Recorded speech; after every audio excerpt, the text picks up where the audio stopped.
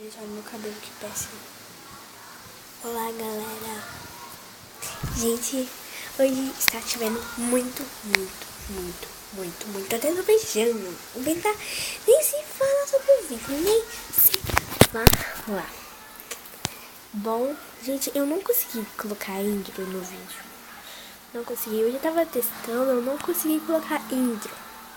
Então eu vou ficar sem intro. Ai, ficou muito triste, cara. Bom, gente, hoje eu vou falar que tá chovendo mesmo também e mostrar uma roupinha da minha Baby Life que minha amiga deu pra mim, né? Que é essa blusinha maravilhosa. E esse shortinho que eu ia colocar junto, mas só que ele tava vazando. Se você puxava pra frente, embaixo sai e ficava saindo. Se você puxava embaixo e atrás diminuía.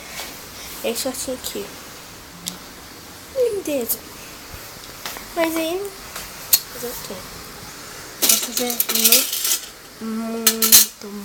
muito mesmo, né?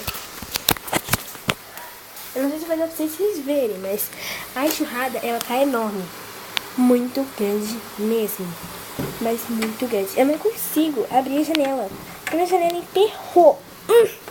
Uma grande vontade de estar no dia de chuva.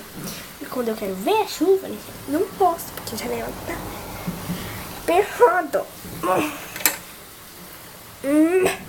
Eu não sei se vai dar pra vocês verem, né? Olha.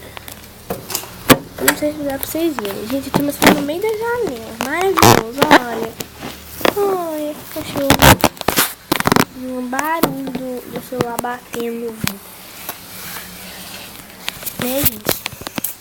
Péssimo. Gente, olha só que eu coloquei. Maravilhoso. Diva.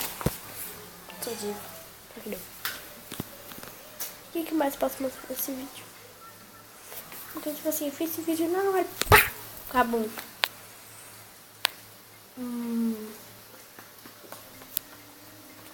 Vou acabar o vídeo. Gente, deixe seu like. Inscreva no canal, gente, por favor. Quem não é inscrito, inscreva. Tá, ok?